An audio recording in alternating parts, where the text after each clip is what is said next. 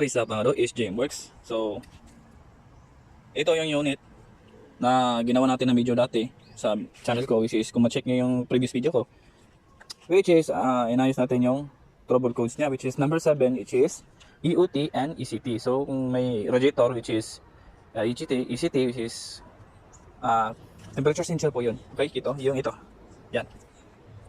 So ngayon, wala mo natin vlog about sa mga trouble codes. Ang babahagi ko muna ngayon is bakit nag-blink yung ating headlight. Sa tuwing nagpo-push button tayo mga do, kapag napansin natin na yung headlight natin is sumasabay kapag push button tayo is nawawala yung ilaw. Tsaka at the same time, nagpa-flasher siya kapag nag-turn left tayo o right. Tsaka mahina po yung ilaw niya. So, check ko muna.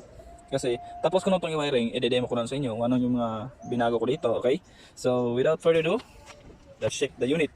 Okay na, baklas natin yung ulo. Ito pa yung sinasabi ko mga dot. Kapag nakalit kayo ng ganito, tapos with blower, aasahan nyo talaga na hihina yung ilaw nyo kapag dito nyo kinukuha yung source ng ilaw sa AEC.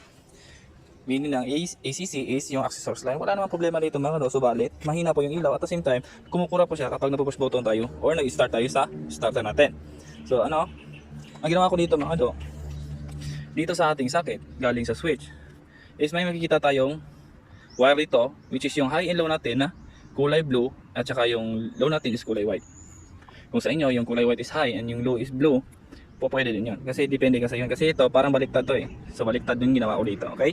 So babaklasin ko na tong tape kasi papakita ko sa inyo kung saan yung pinutol ko at saan ko yun dinudugtong sa ating relay, okay? Ito po yung relay natin na bush type. So ang ginamit ko hindi yung bush type kasi meron naman ang available noon. Just ito, isa lang. So gagamitin ko to sa horn natin para lumakas naman yung horn natin kahit paano. So ito muna, babaklasin natin. Check ko sa inyo kung saan ko nilagay yung mga pinutol kong wire at saan ko dinudugtong, okay?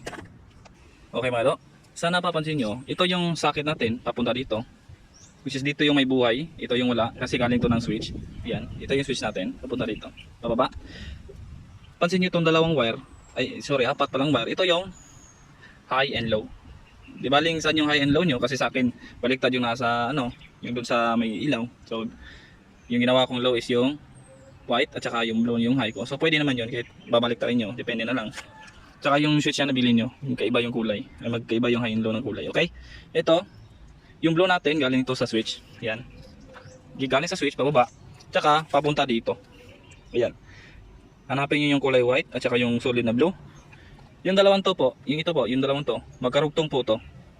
Sadyang pinutol ko to siya para maikabit ko yun sa relay, okay? Ito sila, ito, at saka ito, magkarugtong tong blue, tsaka yung white, tsaka yung sa pang white, okay? Sinadya kong pinutol kasi ang itong wire na to galing sa switch. Nakakonect po yan doon sa number 85 ng ating relay. So, ito po yung relay natin. Pag tinignan natin dito, may numbers yan.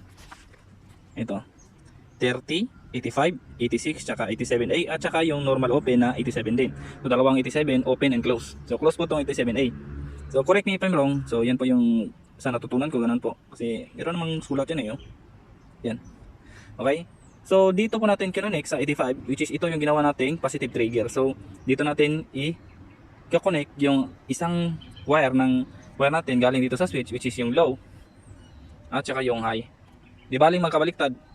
Kung anong preference ng nyo, pwede naman yan. Ito, kahit saan dito, yan, kita nyo yung 86, pwede din dyan yung kabit sa 86. Kasi, pwede kahit saan nyo ilagay. Pwede ito gawin yung 86, yung gawin yung live na trigger, at i-ground nyo itong 85. Pwede din yung 85 gagawin yung live trigger, at saka yung 86 yung i-ground nyo, okay? So dito po, nakikita nyo, may white at blue. Papunta po yan dito sa 85. Yan. Yan po ay papuntang 85.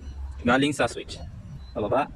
Connect nyo sa 85 na ating relay. So, ang 86 naman natin mga do, yung 86 natin, itatap natin yung dalawang relay na nabili natin, which is dalawa yung gamitin natin. Isang relay sa low beam, tsaka isang relay din sa high beam. So, yung 30 po, lalagay natin doon sa I-terminal ng ating battery. So, papakita ko sa inyo.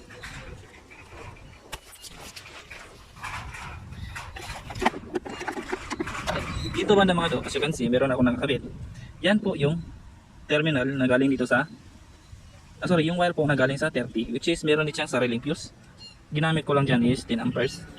Itong isa, if na-confuse kayo dito, yun sa rapid. So, sa sunod video ko na yun ibabahagi kung paano ko ginawa yun. So, ito muna. Tsaka, napansin nyo may wire dyan na isa. Ayan. Yan po yung wire na papunta naman sa ginawa nating negative is yung 86. So 86. Takpan natin baka matapunan ng wire. Okay. Okay. Ganun lang po mga do. Yung 86 po mga do, yan na po yung gagawin natin na ground. Okay. Ground na po siya. Tap nyo yung dalawang 86 sa dalawang relay. Tsaka tap nyo yung dalawang 30 sa dalawang relay. Pagkahaluin nyo, tsaka ilalagay nyo doon sa positive, yung positive ng 30, yung common natin papunta ng baterya. Tapos ito namang yung 86, yun yung papuntang ground. Papunta naman yun ng terminal ng ating ground ng battery. Okay? Paalala mga boss, lagyan nyo ng fuse yung ating common dito sa number 30. Okay? Ngayon, babaklasin natin itong cover para ipapakita ko yung mismo, yung relay, kung saan ko nilagay at saan ko pinesto ang mga wire at saan ko pinapasok yung mga wire. Okay? Modo, tapos ko nang binaklas yung ating cover. Okay? Ito yung relay number 2 natin. Sinuksok ko lang dyan. Kasi para malinis tignan. Okay? Make sure na babalutin nyo ng tape. Okay? Ginapang ko yan, papunta dito sa ilalim. Papunta dito. Okay? Ito yung relay natin na sinasabi ko. Yung 85 niya, yun yung sinabi ko kanina, na papunta dito. Ayan. Sa low beam. Tapos yung isa naman, ganun din. Yung 85 ng relay natin dito. Yung 85 naman ng relay natin dito sa kalawang relay is papunta din yun sa white wire ng ating high beam. Low beam, tsaka high beam. Okay? Ito yung wire na papuntang switch. From switch, bababa ka dito. Ito yung wire, blue at saka white. At ito yung wire na ginapang ko galing doon sa relay na dalawa. So, tag-isa silang relay. Ito, relay number 1 sa blue. Tsaka relay number 2 sa white. Okay? Dito yan. Ito. Ito yung dalawang wire. Yan po. Yung wire ng 85 at saka yung 87 ng first relay. Tsaka ito yung wire. Nabalutan ko na. Papunta naman yun ng tinuro ko kanina. Ganon din. Dalawang wire papunta sa headlight. Pumunta dito sa ulo. Yun yung pinagsamang 87 at saka yung 85. Pero hindi yun pinagdikit. Kasi yung 85 natin galing sa switch yun. Rekta mo yun sa switch. Kakabit mo yun kasi yun yung ito kasing low at saka high beam natin. Ito po yung magsisilbing trigger papunta doon sa ating relay. Okay? Nakuha nyo? Saan yung relay natin? Check muna. Saan ba yun? Tapon pa ata. Ito pala. Ito. Ito yung 87, yung normally open. Ito yon. Galing sa socket, pinutol natin yung karugtong ng switch para mahiwalay natin silang dalawa. Tapos ito, alam naman natin na ito yung trigger na line. Dito natin kinakabit yon. Sa socket na papuntang headlight. Ayan o. Ayan. Socket ng switch. Pinutol natin yan kasi itong dalawa, blue at saka blue, magkarugtong yan, pinutol natin, white at white, magkarugtong yan, pinutol natin. Tsaka, ito, papuntang 85 yung dalawa, tag-iisa sila sa isang relay, 85. Tsaka yung 87 naman, dito naman yun papunta sa may socket, papuntang switch na papunta rekta doon sa headlight. Ito yun, yung kukunik papunta doon sa female na socket yan. Pinutol mo, tapos i-connect mo yung 85, dito 85, yan as 85 ng isa pang relay. So, ito yun. 85 ng relay dito sa number 1, relay number 1. At saka 85 ng relay number 2 papunta doon. Okay, itong 86 ground lang natin ito.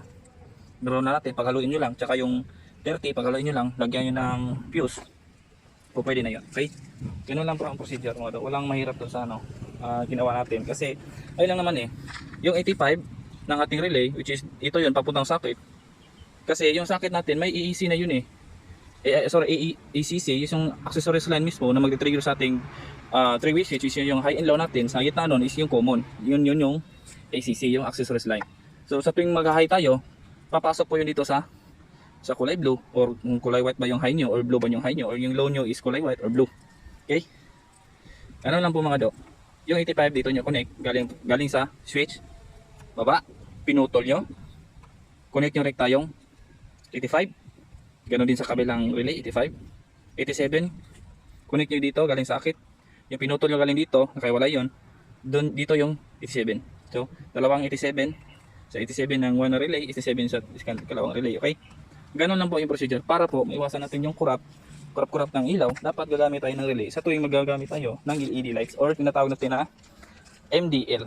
Mini driving light, or itong with blower na light, headlight. Kasi para din yung MDL malakas din yung ano niyan.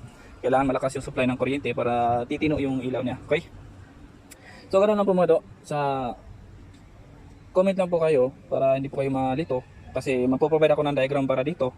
Para naman hindi kayo malito. Kasi mahirap yung pagkaka-explain ko kasi ano yung wire, tapos ko na kasing i-wiring kaya mahirap talagang i-follow up yung pag-explain, okay? So, sa previous video natin, nagre-reset tayo ng FI ngayon about naman sa headlight. Sa susunod na naman, babahagi ko is ito. Okay? Rapid backfire for FI. So, masailan po magkabit ng rapid backfire for FI kasi may tendency po na masusunog yung lahat ng wiring nyo. Gawa ng magkapalitan tong dalawang ito. Bawal po magkabaliktad yung dalawa. Tsaka bawal din magkabaliktad yung kabit nyo, okay? Gagamit din tayo ng relay dyan. Tsaka ituturo ko sa iyo kung paano ko ginamit yung relay para umaandar naman siya kahit nakakabit sa relay. Tsaka kahit hindi ino-on yung trigger niyan. Kasi yung unang wiring ko, ayaw mandar ang motor kapag hindi ko ino-on yung sa relay switch niya. So susunod ko na yung ibabahagi kasi may lakad pa ako ngayon. Okay? So yun lang muna. So kapag nag MDL, mini driving light, or nagkakabit tayo ng with blower na headlights, which is yung malakas na na klase na headlights na gaya niyan with blower, kailangan po natin ng relay para hindi na po magkukurap-kurap sa tuwing magpo-push start tayo, or either sa tuwing nag-on yung susi, saka titignan natin hindi na gumaganon yung may pass blink na ganon, yung kumukurap talaga siya ng kurap, sign yun na yung kulang siya sa supply. Okay? Dapat rekta tayo sa battery, yung mga source natin at saka yung ground, huwag tayo mag body ground kasi pag nagka-corrosion tapos wala na. Okay?